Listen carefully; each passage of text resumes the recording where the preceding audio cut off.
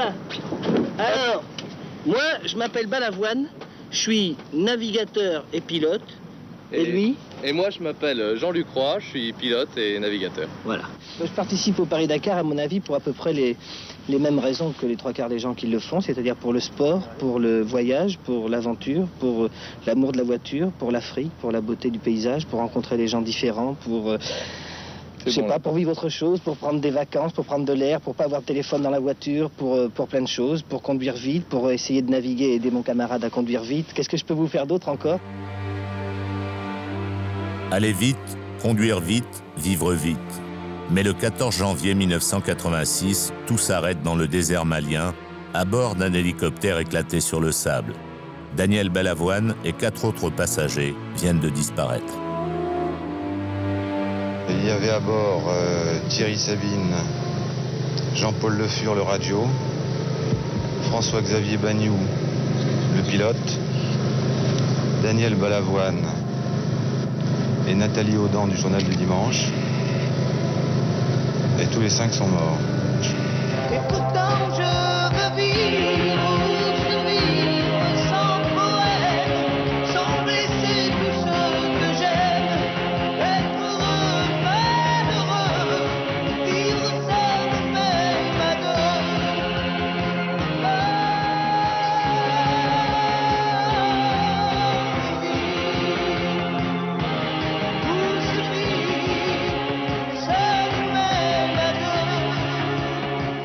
Le Paris-Dakar en deuil, Thierry Sabine, Daniel Balavoine et 3 autres personnes sont mortes dans un accident d'hélicoptère.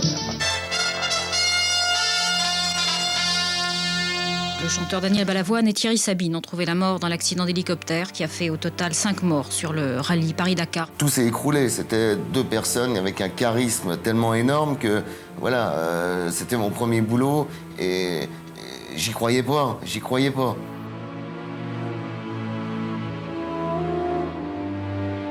On avait un confrère qui, en mettant sa radio, a écouté son antenne, et d'un seul coup, il devient tout blanc et nous dit « l'hélico s'est craché ».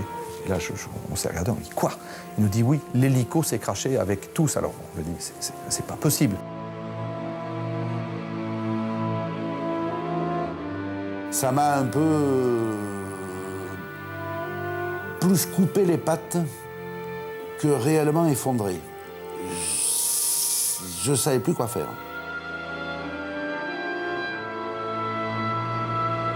Quand il est mort, j'ai dit maintenant ça suffit, je ne découvrirai jamais plus une personnalité avec une telle intelligence et avec un tel talent. Alors je préfère terminer ma carrière sur Daniel que de continuer. Je ne trouverai sûrement personne après.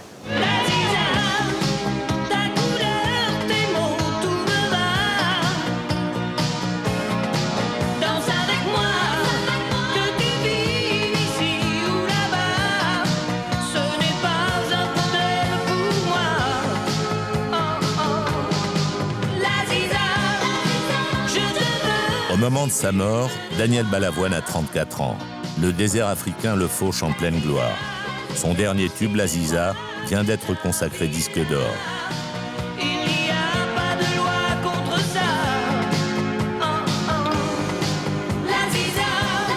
Il représente une chanson populaire au texte porteur de sens pour toute une jeunesse en mal de contestation.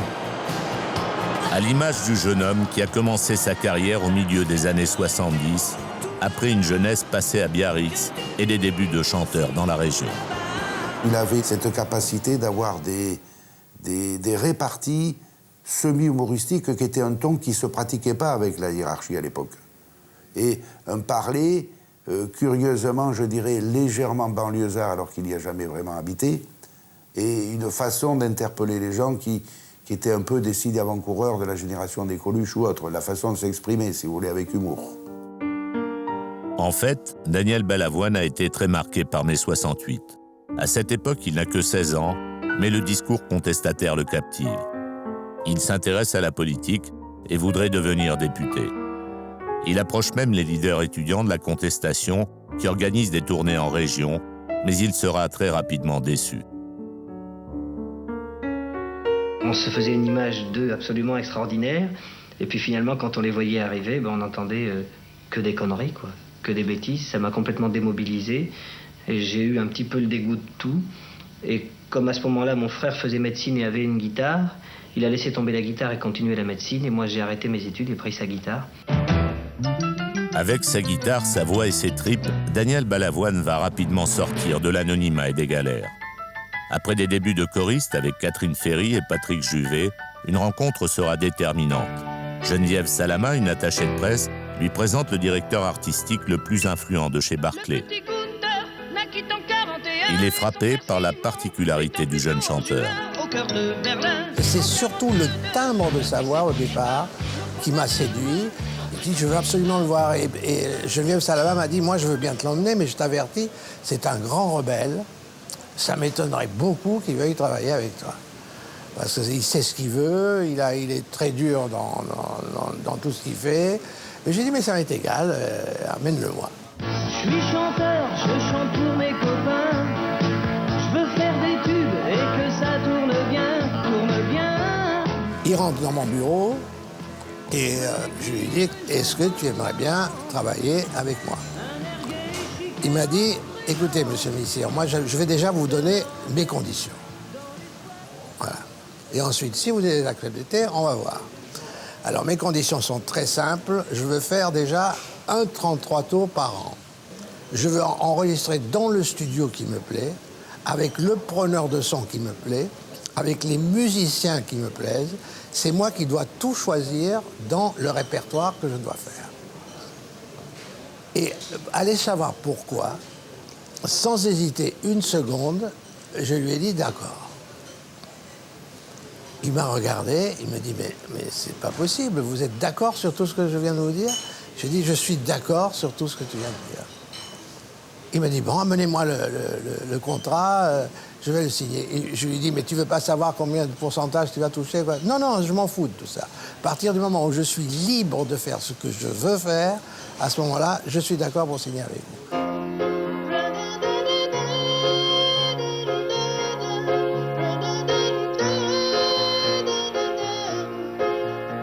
Au début, ça n'a pas marché. Les 2 premières années étaient catastrophiques parce qu'on dépensait une fortune pour faire ces disques. Et j'avais peur toujours que M. Barclay ne me dise, par contre, maintenant Léo, on a assez dépensé d'argent, il faut peut-être arrêter. Pourtant, la persévérance de Léo Missire finira par s'avérer payante. Et après, je ferai des galas. Mon public. Moi, je croyais vraiment que ça allait marcher. J'étais même sûr, je disais, c'est pas possible que ce garçon n'y arrive pas. Des concerts de 100 000 personnes. Je lui ai dit, écoute, le jour où tu vas vendre 300 000, 45 tours, je vais couper un barbiche. Et quand le chanteur est sorti, et que ça a commencé à marcher, un jour je l'appelle, je lui dis, bon, mais Daniel, viens, j'ai quelque chose à te montrer. Et il arrive, il me voit, il me dit, j'ai vendu 300 000 disques. Je dis, oui, ce matin, tu es arrivé à 300 000 disques et j'avais coupé, je suis allé couper ma barbiche le jour même. C'était une expérience, et ça, il me semble le voir, si vous voulez, encore ce moment-là. Il y a des moments comme ça qui me sont restés dans la tête. Quand on arrive en ville. Cette même année 1978 s'enchaînent les rencontres avec Michel Berger, France Gall et le succès de Starmania auquel il participe. Ça fait rire les passants. Et quand ils voient du sang sur nos lames de race. Les tubes se succèdent. Vivre ou survivre, Je ne suis pas un héros, Mon fils, ma bataille. Daniel Balavoine semble alors sur la voie d'un certain bonheur. Oui, c'était un homme heureux, mais c'était un éternel perfectionniste, encore une fois, et c'était quelqu'un qui était, qui se révoltait pour ce qui l'importait. Je m'emporte pour ce qui m'importe. C'est toujours ce qu'il disait, c'était vraiment ça. Et comme c'était un type honnête, il faisait pas semblant. Donc là aussi, la com, il savait pas ce que c'était. C'est un type qui n'était pas maîtrisable, dans le bon sens du terme. Il est 13h27. Un certain 19 mars 1980, il provoque un incident télévisé devenu mythique. Nous avons à parler avec Daniel Balavoine aussi. Permettez. Je voudrais dire que limiter... Ça fait 3 quarts d'heure que je suis là et que je m'ennuie à entendre Alors maintenant, si je peux rien dire avant la fin de l'émission, je ne parle pas pour vous, Monsieur Mitterrand, parce que moi j'avais pris plein de notes en venant dans votre information. Non, j'aurai pas le temps, je le sais déjà que j'ai pas le temps. J'ai juste le temps de me mettre en colère. Est-ce que vous voulez commencer maintenant ? Non, c'est le système de l'information française qui fait comme ça. J'aurai le temps, 1 minute, de m'énerver, juste de m'énerver, de paraître pour un petit merdeux, un petit jeune de plus qui fout la pagaille partout. Je préfère m'en aller tout de suite. Si j'avais su que je n'aurais pu rien dire, j'aurais dormi beaucoup plus tard. Non, Monsieur Mitterrand souhaitait votre présence, Daniel Balavoine, dans ce studio pour parler des problèmes de la jeunesse. Je pense que nous aurons eu le temps. Nous aurions eu le temps d'en parler. C'était de ça, ils n'ont pas de chanson. Parlez-en tout de suite. Rappelez-vous cette image incroyable de ce type, bon, qui avait les cheveux un peu en touffe, mais à l'époque on l'avait tous. Mais surtout qui vient en blouson. La télévision était très normative à l'époque. On venait en cravate, on venait en costard, on parlait poliment. Et tout d'un coup, il va parler d'ailleurs sans vraiment regarder tout le monde, et il va foncer comme un petit taureau, comme quelqu'un qui se rebelle. Et je vois Mitterrand qui s'arrête, qui enlève ses lunettes et qui reste comme ça à le regarder. Je peux dire une chose importante. Vous avez parlé pendant 10 minutes, au moins, de l'affaire Georges Marchais, dont tout le monde se fout strictement. Je vous signale que la jeunesse française se fout strictement de ce que M. Marchais faisait pendant la guerre. Ça lui est complètement égal. Ce que je peux vous dire, c'est que la jeunesse se désespère. Elle est profondément désespérée parce qu'elle n'a plus d'appui. Elle ne croit plus en la politique française. Et moi, je pense qu'elle a, en règle générale, en résumant un peu, bien raison. Ce que je peux vous dire, c'est que le désespoir est mobilisateur et que lorsqu'il devient mobilisateur, il est dangereux. Je l'ai trouvé formidable. J'en revenais, moi, je vous dis très sincèrement, j'en revenais pas. Du culot qu'il a pu avoir et de la force qu'il a eue à ce moment-là, là, je l'ai complètement félicité. Le talent musical, le génie du coup de gueule et une autre passion qui habite Daniel Balavoine depuis longtemps, l'automobile. La passion pour les automobiles, elle est venue à l'âge du permis. Je lui ai donné un peu le virus parce que quand il a eu 18 ans et qu'il a gagné ses premiers sous, il a acheté une auto, qui était une Mini à l'époque, enfin une Austin. Et comme aucune auto ne le satisfaisait vraiment, un beau jour, je lui ai dit, écoute, on va acheter un garage, Daniel, ça va aller plus vite parce que comme de toute façon, au bout de 3 mois, elle ne te plaît plus, et c'est un peu comme ça que notre association est née. La bagnole, si vous voulez, il conduisait moyen, et puis finalement, il a appris, et puis finalement, c'est devenu plutôt un bon pilote.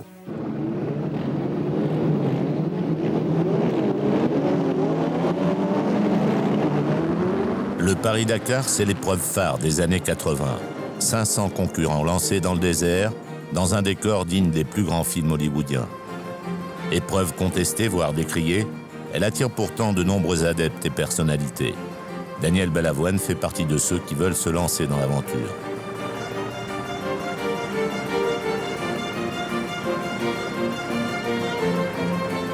Daniel était quelqu'un qui aimait la vitesse, qui aimait la compétition, qui aimait les sports mécaniques. Et je crois que le Dakar était un prétexte à découvrir l'Afrique et d'une autre manière. Bon, y aller en voyage organisé ou autrement, ça ne le tentait pas trop. Et le fait de participer à une épreuve comme le Dakar, qu'il faisait, je pense, rêver aussi, c'était le moyen de joindre l'utile et l'agréable. Un jour, il me dit ça, je dois vous avouer que je ne l'ai pas encouragé. Il me dit, Léo, j'ai envie de faire le Paris-Dakar. Alors, je savais quand même que c'était quelque chose qui était très, très dangereux.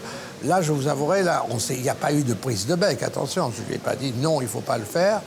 Mais j'ai dit, moi, personnellement, je ne te recommande pas particulièrement de faire ce genre de choses.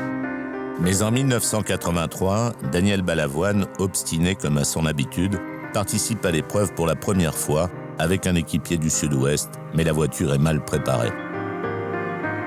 Moi, j'ai été un des seuls, je pense, à le prévenir en amont, en lui disant, écoute, je le sens mal, ton affaire, et si tu peux t'en retirer, je pense que ce serait mieux, parce que tu cours à la galère, tu cours au carnage.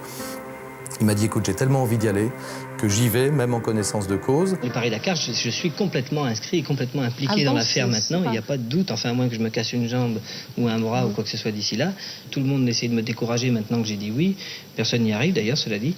Je sais pas, c'est quelque chose que je ne connais pas et que je voudrais connaître parce que ça me fascine, je trouve ça formidable. Puis c'est quelque chose qui fait bouger le corps, je veux dire, et qui fera fatalement au bout d'un moment, au bout de peut-être 3, 4, 5 ou 6 jours ou 10 jours, c'est-à-dire au bout de 7000 ou 8000 km, fera peut-être aussi bouger la tête.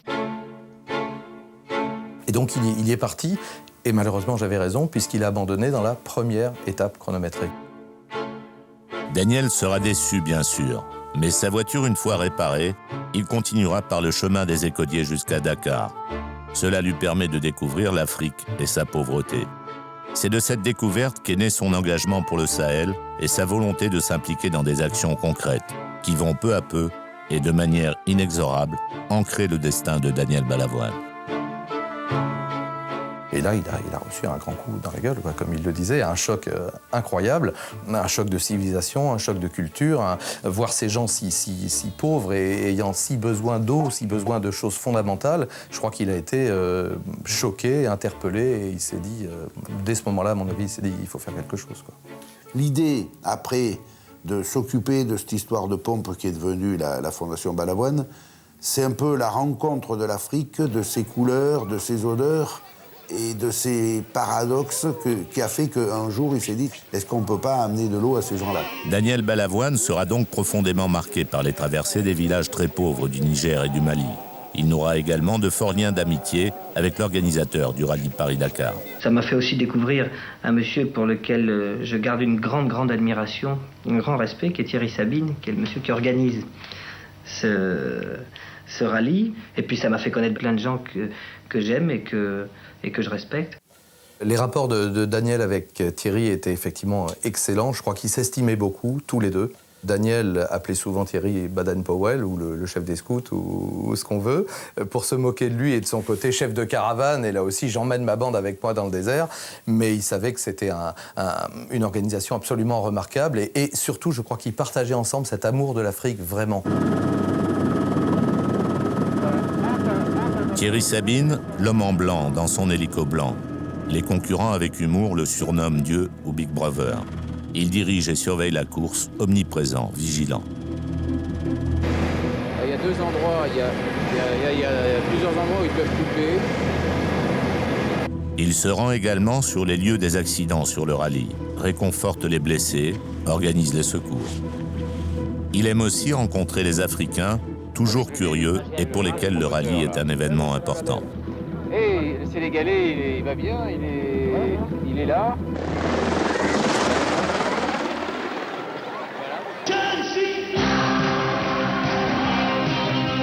Daniel Balavoine a attrapé le virus Paris-Dakar, succombé à une Afrique envoûtante, mais aussi dérangeante, choquante de dénuement. Sa carrière de chanteur, enregistrement, tournée, l'empêche de participer à la course de 1984. Il retrouve le rallye en 1985, déterminé à effacer l'échec de sa première participation. Il est enfin préparé. L'amateur a cédé la place à un véritable concurrent. Ce qui m'a le plus frappé chez Daniel, c'est son professionnalisme. Parce que dans son rôle de copilote, il travaillait mais vraiment comme un fou. Il voulait surtout pas qu'on perde du temps, qu'on s'égare à cause de lui. Donc il préparait le roadbook d'une manière extrêmement minutieuse. Il allait voir les copilotes professionnels. Il était obnubilé par le fait de vraiment ne commettre zéro erreur. Et dans ce Paris-Dakar 1985 difficile, Daniel ne commettra en effet pas beaucoup d'erreurs de navigation. Il s'avère également être un coéquipier solide qui tient psychologiquement le choc. On est dans une situation de fatigue qui est extrême, de tension qui est extrême. Il y a un enjeu, il y a un danger quand même, il faut le dire. Il y a un éloignement. Je crois que la nature sera toujours plus forte que nous, plus forte que l'homme. Et comme le disait toujours Thierry, c'est l'Afrique qui commande, c'est l'Afrique qui veut bien nous accueillir.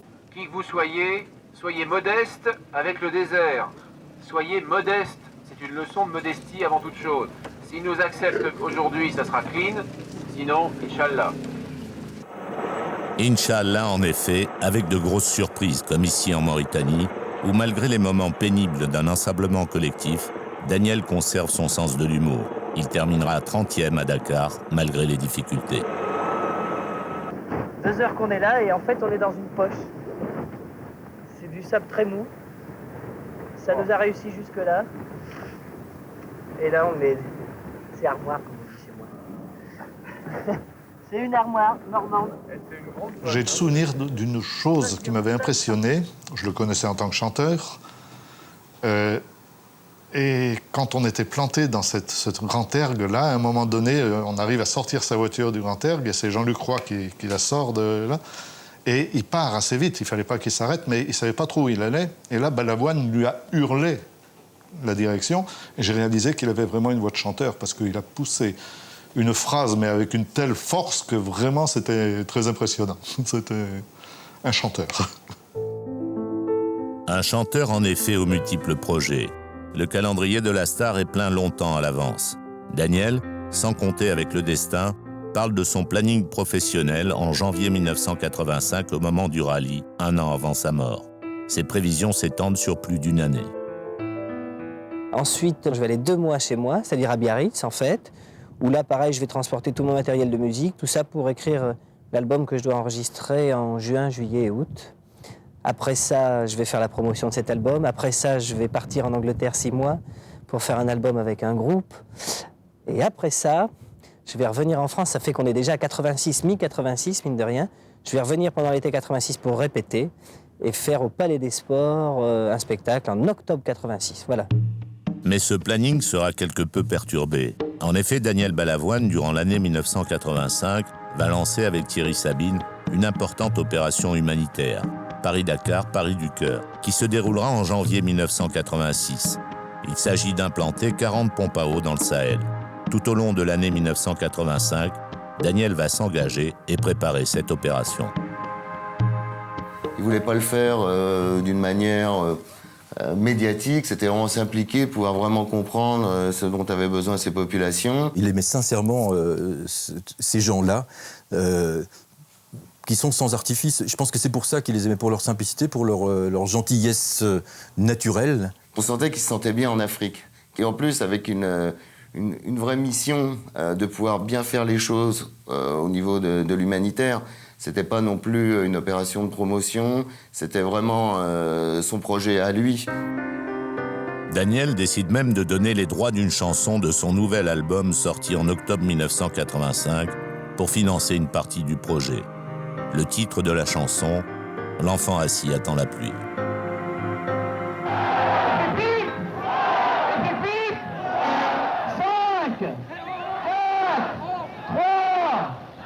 1986, comme chaque année, le départ du Paris-Dakar a lieu un 1er janvier, sans Daniel Balavoine. Cette année-là, il n'est plus concurrent. Il rejoindra le rallye plus tard, pour l'opération des pompes. Pour l'instant, il s'occupe de la promotion de son dernier album, passe du temps avec ses copains et fête l'anniversaire de son ami Jacques Durruti. Est-ce que cette soirée a été aussi exceptionnelle que ça? J'en sais rien, mais il s'avère que comme c'est la dernière que j'ai passée avec lui, c'est une qui pour moi a de l'importance. Et après, il ne savait pas, quand je l'ai ramené le lendemain à l'aéroport, s'il allait au Dakar ou s'il n'y allait pas. Et en fait, il y est allé et pas revenu. Le 6 janvier 1986, Daniel Balavoine rejoint le rallye à Tamanrasset, en Algérie.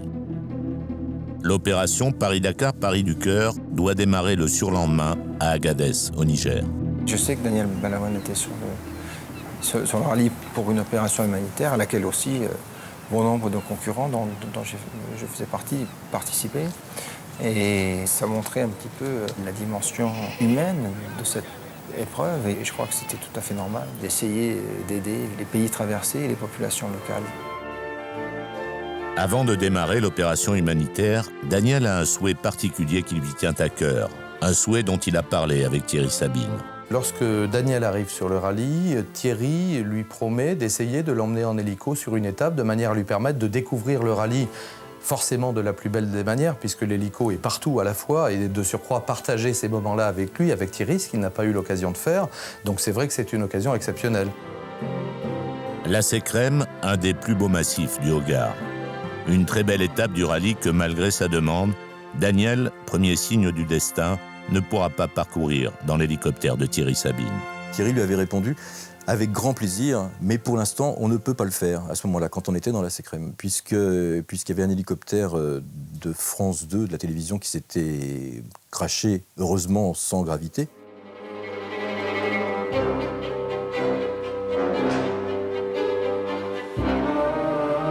Thierry avait pris avec lui dans l'hélicoptère l'équipe d'Antenne 2, en attendant qu'un autre appareil revienne de Paris. L'étape suivante, c'est Agadez, au Niger, l'une des villes sacrées des Touaregs, aux portes du désert du Ténéré. C'est tout près d'Agadez que doit se faire le lancement des premières pompes à eau. Daniel, un peu anxieux, se pose encore quelques questions. Il était parfaitement impliqué dans le projet et il voulait le faire avec la meilleure volonté du monde. Et il ne savait simplement pas très bien de quelle manière ça allait être accueilli, juste ou par la presse française ou par les Africains. Est-ce que je me commets dans ce truc-là? On va me taxer d'opportunisme, etc. En fait, après, il a balayé tout ça. Il a dit, c'est pour eux, je le fais pour eux. Et puis, c'est tout. Je me fous J'étais bien fidèle à son caractère, d'ailleurs. Je me fous de ce qu'on me dira de moi, je le fais pour eux, et puis voilà. Il s'agit au départ d'implanter 40 motopompes ou pompes solaires au Niger et au Mali en utilisant l'infrastructure du rallye. La première pompe a été inaugurée à Agadez. Donc là, c'est une pompe solaire, donc pour irriguer tout un champ. Les camions étaient déjà sur place. On avait pris un petit taxi, on s'est retrouvé donc dans la Palmeraie. C'était la première fois que Daniel pouvait rencontrer les populations dans un contexte vraiment humanitaire. Ils ont mis une canalisation pour quand ça déborde.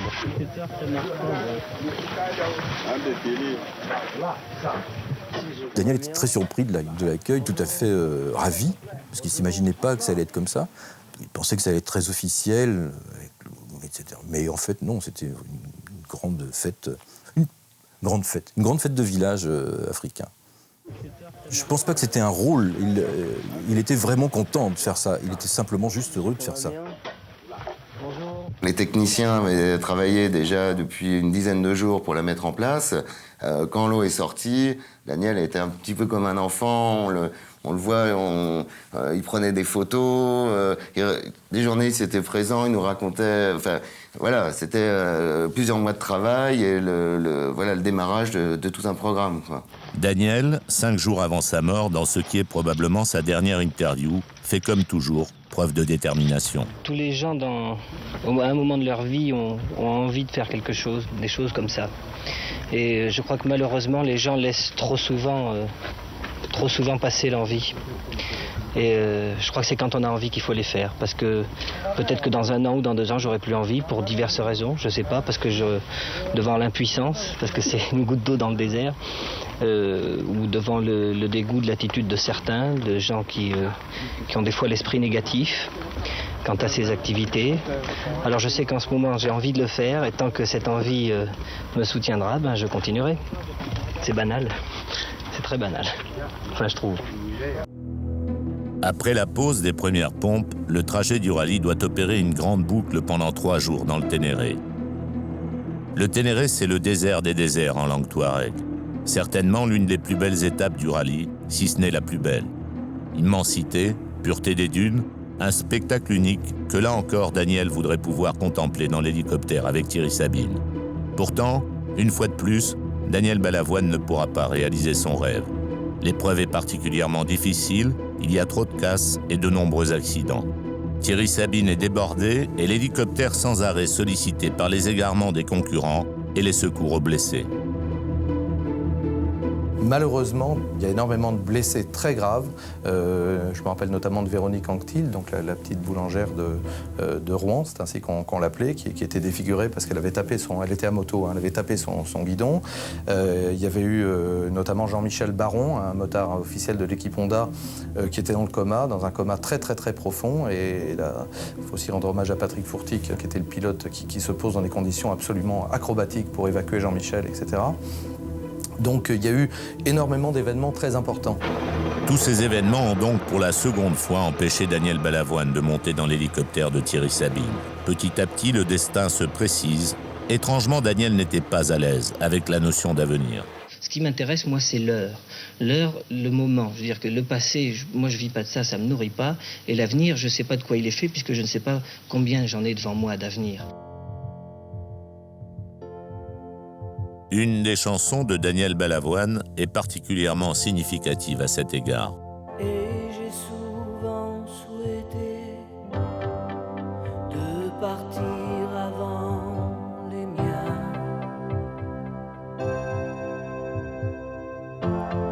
pour ne pas hériter de leur flamme qui s'éteint. Et m'en aller.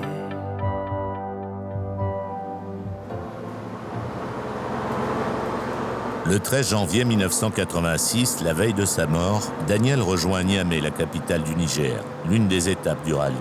C'est un jour de repos, une journée de détente pour tous les participants. Oh, c'était une journée assez cool, on était allé à l'hôtel, on avait traîné à la piscine. Et Daniel a pu revoir plein de copains, les gars avec qui il avait fait le rallye pour la première fois du Sud-Ouest, Jean-Luc Roy, et bon, ça a été à l'hôtel, c'était passer son temps, aller voir du monde, non, c'était très sympa. Et le souvenir, avant tout, c'est ce coup de téléphone. Bon, c'est vrai qu'il avait appelé sa famille, mais le coup de téléphone avec son attaché de presse qui lui dit « Écoute, on te demande à Paris, en télé, la Ziza et disque d'or, faut que tu reviennes plus tôt, quoi. » L'hôtel Gaoué à Niamey, c'est l'un des points de ralliement du Paris-Dakar. L'endroit où les dirigeants des équipes de sponsors des écuries ou de la presse peuvent venir de Paris directement rejoindre le rallye. Gérard Mérigot, à l'époque directeur des sports d'Antenne 2, arrive donc à l'hôtel pour rencontrer les équipes de la chaîne qui couvrent l'épreuve. Le lendemain, 14 janvier, il doit monter dans l'hélicoptère avec Thierry Sabine, puisque l'hélicoptère d'Antenne 2 s'est crashé dans la Sécrème. Le soir de son arrivée, il dîne avec Daniel Balavoine, Thierry Sabine et son équipe. On a une bonne quinzaine, c'est-à-dire toute l'équipe du Dakar autour de Thierry, Daniel, des quelques journalistes qui suivaient et qui faisaient partie un peu du noyau dur de l'épreuve, des anciens. Et l'ambiance était formidable. Mais j'ai appris dans la nuit de ce 13 janvier, par l'intermédiaire de Thierry, que ma mère à Paris était décédée et que, partant de là, j'avais plus personnellement envie de suivre l'événement de près. Pour moi, tout ça devenait un peu futile malgré tout. Donc j'ai laissé Thierry décider de qui il voulait prendre avec lui dans l'hélico à ma place. Mais une fois encore, le sort va se jouer de Daniel Balavoine. Ce matin du 14 janvier, il ne peut monter dans l'hélicoptère avec Thierry Sabine, car il a rendez-vous avec le gouverneur de la province de Gao pour mettre en place la distribution des pompes à eau. Il se rend sur place en avion avec l'équipe des pompes. À partir du moment où on a décollé, qu'on se rapprochait de Gao, on a commencé à être quand même bien bousculé. Au niveau visibilité, il y avait quand même déjà un gros vent de sable, et c'est vrai que dans l'avion, ça bougeait pas mal, quoi. Sur le terrain du rallye, en effet, un terrible vent de sable s'est levé. L'épreuve ce jour-là doit se jouer en 2 parties chronométrées. La première de Niamey à Gao, la seconde de Gao à Gourmara-Rousse. La course devient de plus en plus difficile.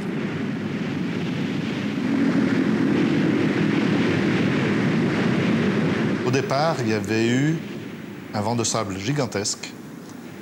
Et même certains commençaient à vouloir ruer dans les brancards et à vouloir faire que le départ ne se fasse pas. C'est la folie de faire partie du monde avec une vente comme ça de sable. Il faut être seulement fou. Impossible. Oui, là, filmez là les ventes de sable. Comme c'est possible de faire partir une compétition comme ça. Ça veut dire qu'on peut envoyer les gens à la mort.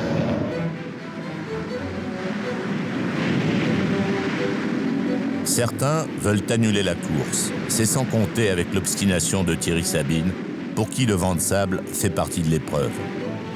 Pas question d'annuler, mais par contre, la course prend beaucoup de retard dans cette première partie.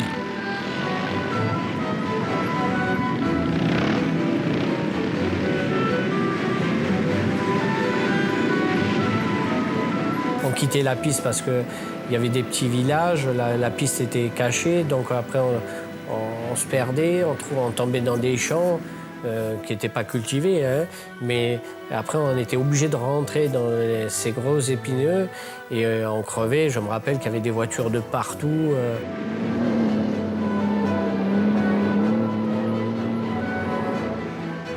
On ne trouvait plus les chemins. À un moment donné, une branche a traversé l'habitacle, ça avait été incroyable, une étape ahurissante.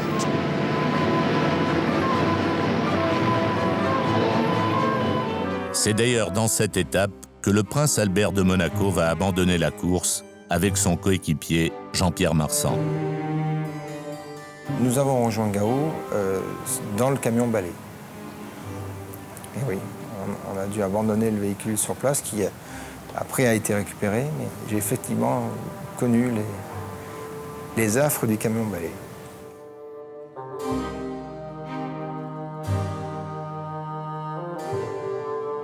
À Gao, les avions du rallye se sont posés, malgré les conditions météo. Daniel Balavoine rencontre le gouverneur avec son équipe. Mais en dehors des pompes à eau, le gouverneur a une autre préoccupation. Dans l'esprit du gouverneur, il y avait une chose qui était vraiment importante, c'était le match de football. C'était la finale de la Coupe du Mali, donc c'était quand même très très grave pour eux. Et il fallait que Thierry soit là. Tout ce qui était sur le terrain, les filets des buts, les ballons, le sifflet de l'arbitre et les chaussettes, tout ça, ça venait de Thierry. Et il s'était engagé à donner non seulement le coup d'envoi du match de football, mais aussi à remettre la coupe. Mais Thierry Sabine est retenu sur l'épreuve. Il s'arrête souvent sur la piste. Il finira tout de même par atteindre l'arrivée de la mi-étape, pendant que le gouverneur l'attend pour le match de football. On arrive à la fin de cette demi-étape où on retrouve l'hélicoptère de Thierry avec Thierry. Je n'avais pas vu Daniel Balavoine à ce moment-là. On avait dit d'ailleurs à Thierry, vraiment, il avait exagéré sur la difficulté de son parcours et il riait comme d'habitude en disant « mais vous êtes là pour ça », c'était vrai. Pendant que Thierry Sabine est sur la piste, le retard s'accumule. Daniel Balavoine et son équipe l'attendent toujours à Gao. Avec Daniel, on est arrivé à l'aéroport, on s'est changé des cassettes et je lui avais filé une cassette d'un groupe qui s'appelle Even 17. Et c'est la dernière cassette qu'il a écoutée avant de partir dans l'hélico, quoi. Thierry arrive, il faut faire vite, il est en retard, on doit aller au match.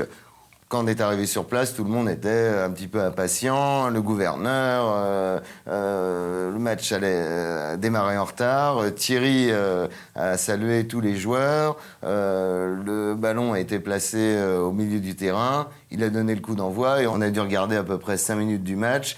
On a repris le taxi brousse et on a filé à l'aéroport et c'est à ce moment-là où Thierry dit à Daniel « Écoute, je t'avais promis, c'est vrai, un tour d'hélicoptère dans le Ténéré, puis ça n'a pas été possible. Tu sais, il y a une place de libre dans l'hélico. Si tu veux, pars avec moi jusqu'à la prochaine étape. » Daniel a dû prendre la décision très rapidement parce que l'hélico attendait. On est arrivé sur place. Daniel me dit « Tiens, tu sais où sont mes affaires ?» Je me souviens, le rotor tournait déjà. J'ai couru à l'avion, prendre son sac. Je lui ai ramené. Il a fallu se décider très rapidement. Sur l'aéroport, Jean-Luc Roy, qui doit partir en avion, est également là au départ de l'hélicoptère de Thierry Sabine. On continue à discuter un petit peu et le temps passe et la luminosité commence déjà à tomber beaucoup. Le vent de sable est toujours très très oppressant, vraiment. Et le pilote et tout le monde dit « il faut que vous y alliez, parce que sinon vous allez être obligé de voler de nuit », ce qui est impossible avec ce vent de sable. Tout le monde finit de s'attacher. Moi je continue à discuter et à sortir trois âneries, enfin comme on fait d'habitude, et on se quitte sur ça, on se quitte sur des âneries. Et je ferme la porte de l'hélico et je m'éloigne parce que effectivement les pales commencent à tourner et l'hélico commence à être important. On a vu décoller l'hélicoptère devant nous, on leur a fait au revoir. On a vu l'hélicoptère partir à travers ce vent de sable.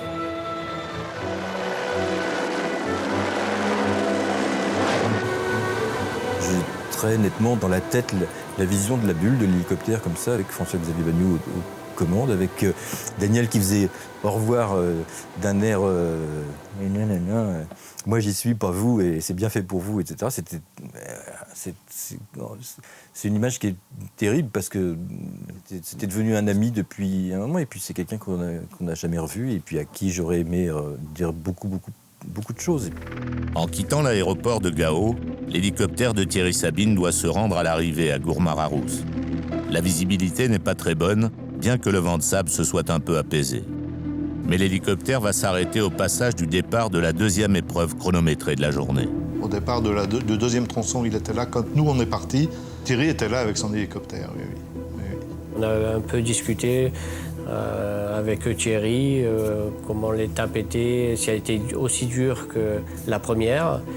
Et puis nous, on avait Nathalie Audan, qui était notre marraine, qui est venue me voir. Elle me dit « Pierre, c'est chouette, je pars en hélico avec Thierry. C'est la première fois que je monte en hélico. » Et la jeune journaliste du Journal du Dimanche, ravie, prend alors la dernière place disponible dans l'hélicoptère.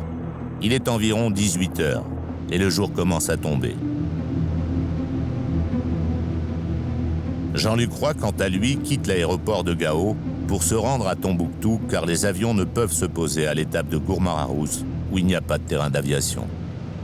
Lorsque nous décollons, c'est à peu près un quart d'heure après que l'hélico soit décollé. Et comme nous sommes en l'air et qu'on voit le jour qui décline et le soleil qui rougeoie, on se dit l'hélico ne va pas pouvoir arriver. Donc là-haut, on a conscience que c'est absolument impossible et que cet hélico doit se poser, qu'ils n'ont plus de visibilité.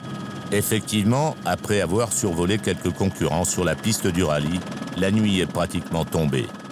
L'hélicoptère se pose, il est environ 19h, peut-être 18h45. Vers la fin de la spéciale, au milieu de la piste, j'ai trouvé Thierry qui m'a arrêté. Pourtant, on était quand même dans les premiers. Et il m'a fait signe de m'arrêter. Parce qu'à cette époque-là, comme aussi dans les hélicos, ils n'avaient pas de GPS.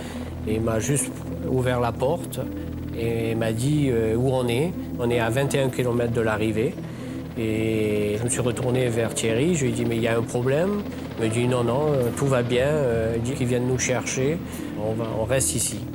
Visiblement, l'hélicoptère n'avait pas de problème parce que aussi bien le pilote que son mécanicien étaient dehors à quelques mètres de l'appareil. Donc il y avait l'hélico, il y avait le pilote, je revois le pilote et le mécanicien. Nathalie qui était un petit peu à ma gauche en arrière, Daniel Balavoine et Thierry à ma porte. Et il m'a tapé sur l'épaule, il m'a dit « Continue ta course, qu'ils viennent nous chercher ». Puis nous, on est rentrés de suite au bivouac, on a été voir le patron d'Africa Tour. Il dit « Il faut que tu ailles chercher Thierry à 21 km ». Bernard Didlot, le patron d'Africa Tour, se propose et il commence à décharger l'un de ses Toyota, qui est lourdement chargé, pour prendre la piste à contresens et revenir chercher les occupants de l'hélicoptère. À ce moment-là, pourtant, l'hélicoptère va redécoller. Impatience, blessure, accident, le mystère ne sera jamais résolu. Il faut savoir que dans un hélicoptère non équipé pour voler de nuit, les seuls repères visuels ne peuvent être que des lumières extérieures, comme les feux d'une voiture par exemple. C'est là qu'on s'est rendu compte, au bout de quelques kilomètres, que l'hélico nous suivait. On avait son petit phare qui balayait de temps en temps la piste devant nous. On ne savait pas que l'hélico ne pouvait pas voler de nuit. Tout ça pour nous était normal, juste au moment où, on va dire, 8-10 km de l'arrivée, sur notre avant droit, on a vu passer l'hélicoptère avec une vitesse horizontale très rapide, nous a paru très rapide. On a vu l'hélicoptère, surtout on a vu ses feux de position. Et il y a eu ce crash qui était sur notre avant droit. Vous dire la distance, je ne saurais pas trop, entre 20 et 50 mètres, on va dire, mais très proche.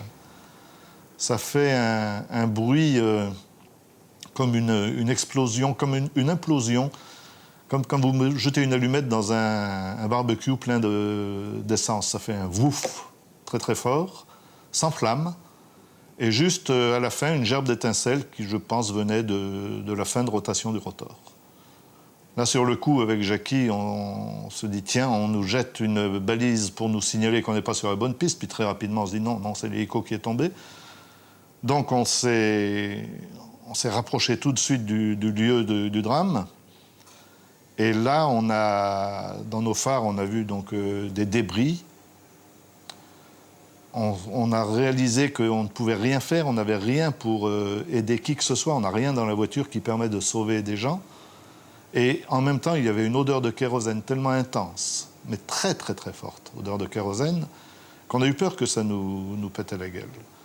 Et à ce moment-là, notre raisonnement a été, écoute, on est à 8 km de l'arrivée, on note le kilométrage, on se dépêche d'aller à l'arrivée chercher du secours. Et c'est ce que nous avons fait. Et là, quand eux arrivent, le Toyota n'est pas encore reparti en sens inverse, et ils disent « l'hélico s'est crashé ». Et personne ne les croit, parce que Pierre Lartigue et Bernard Giraud sont là. Mais non, ils sont posés là-bas. Donc il y a un hiatus à ce moment-là, il y a une discussion. Et c'est vrai que l'étape avait été très dure, on pouvait avoir quelques visions peut-être, mais on ne nous croit pas. Parce qu'en effet, on a appris après, l'hélicoptère était censé être posé et avoir envoyé quelqu'un pour aller les chercher. Bon, on comprend bien que les derniers, malheureusement, chronologiquement, ont raison. Et donc, des voitures sont affrétées et reprennent la piste à contresens en faisant attention, parce que je rappelle qu'on est en pleine spéciale et qu'il y a plein de concurrents qui continuent à arriver, évidemment, et qui passent les uns à côté ou d'autres sur les lieux du drame. Ouais.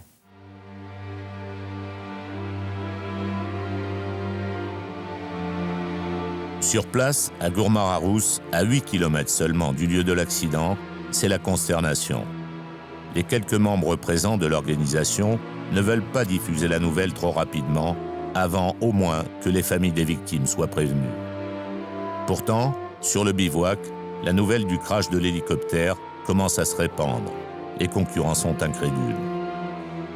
À Gao, où est resté basé sur l'aéroport le gros de l'organisation du rallye, la nouvelle n'est vraiment certifiée qu'au matin du 15 janvier. Pour beaucoup, comme Nicolas Mathieu, c'est la stupéfaction. J'arrive à l'aéroport pour avoir des nouvelles des camions à la radio, et là, il y avait une quinzaine de journalistes qui viennent me voir et qui me disent « Est-ce que Daniel est monté dans l'hélico de Thierry ?» Je leur dis oui, Daniel est parti dans l'hélico de Thierry pour aller à Gourmara-Rousse, mais je ne comprenais pas pourquoi il me demandait toutes ces questions. Et là, je monte dans l'avion de transmission, je vois Christian Boudas qui était en train d'annoncer le décès de toutes les victimes. C'est vrai que tout a basculé. Il pouvait tout arriver sur ce rallye, sauf l'accident de l'hélico de Thierry. J'ai pris conscience que Daniel était mort aussi. Je me souviens, tout le monde était en larmes. Il y avait même le prince Albert qui était là. À un moment, il me prend dans ses bras et il me dit « Ouais, le pilote, c'était mon cousin. » Dans cette tragédie, je l'ai ressenti encore plus personnellement, puisque mon cousin, François-Xavier Bagnoud, était le pilote de l'hélicoptère. Et que je connaissais très très bien, avec qui j'avais partagé beaucoup de très beaux moments dans notre jeunesse. Et donc, c'était pour moi particulièrement difficile. Dès lors, la nouvelle se répand très rapidement, reprise par tous les médias. Presque aussitôt dans la presse naît la polémique. Qui pilotait l'hélicoptère?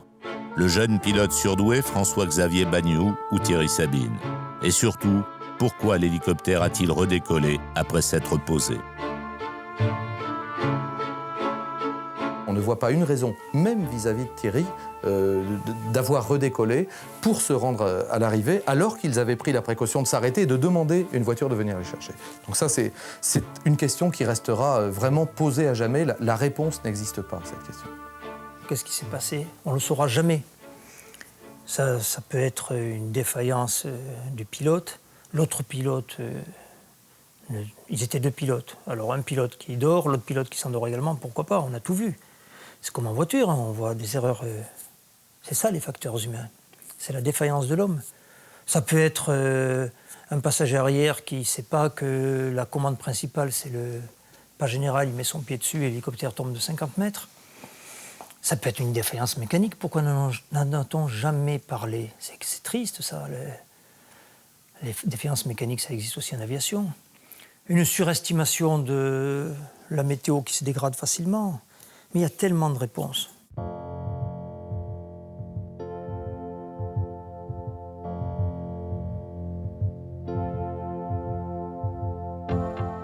Et j'ai souvent souhaité de partir avant les miens.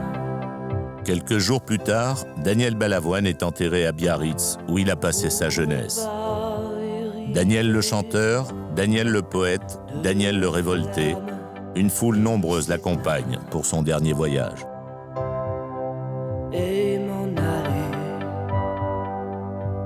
Comme souvent on en avait parlé, pas de la mort ni de l'enterrement, que je sais qu'il aimait beaucoup cette région. J'ai expliqué à ses frères et sœurs qui n'étaient pas dans le coin à l'époque que je pensais quand même que c'était là que ça devait se faire. Ça n'a pas du tout été un enterrement showbiz, du tout. Il y avait 7, 8, 10 personnes connues, et puis beaucoup de monde, mais des anonymes, des inconnus, des gens de la région qui le trouvaient sympathique, et où cette disparition traumatique de quelqu'un de gentil, ils avaient l'impression que c'était bien d'aller manifester. Pour fêter mon enterrement. Je crois que l'injustice de cet accident-là, dans ces circonstances-là et dans les raisons pour lesquelles il était sur le terrain, a frappé beaucoup de personnes. Et puis je crois que c'était quelqu'un de tellement authentique et les gens le ressentaient comme tel qu'il y a eu un sentiment de révolte. Et donc ses amis, sa famille, ses très nombreux fans ont dit ça ne peut pas s'arrêter comme ça. Une association, la Fondation Daniel Balavoine, est créée par Bernard et Claire Balavoine, le frère et la sœur de Daniel. Y participent également pendant plusieurs années Jean-Luc Roy et Nicolas Mathieu. Depuis la mort de Daniel, une trentaine de pompes ont été installées au Mali, essentiellement pour cultiver le riz. On a pu, autour des proches de Daniel, remettre en place des motopompes sur des villages où aujourd'hui on peut manger à sa faim, où il y a une vraie structure économique qui se recrée. Et c'est vrai que quand on voit ça, je crois que c'est peut-être le plus beau cadeau qu'on aurait pu donner à Daniel et à Thierry, c'est que grâce à ces motopompes, il y a des gens aujourd'hui qui mangent, et qui sont autonomes, qui n'ont pas besoin des autres pour vivre.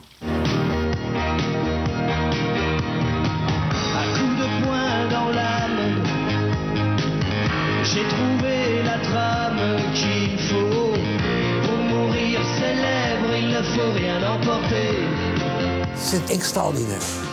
Il est presque plus présent maintenant dans le show business que ce qu'il était à la veille de sa mort.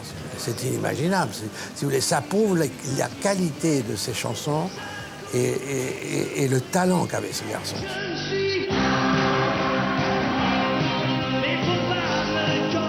C'était un monsieur délicieux, un monsieur que ses chansons traduisent. Un homme tellement sincère, tellement vrai, tellement arrogant. Mais il avait le droit d'être arrogant, parce qu'il était pur.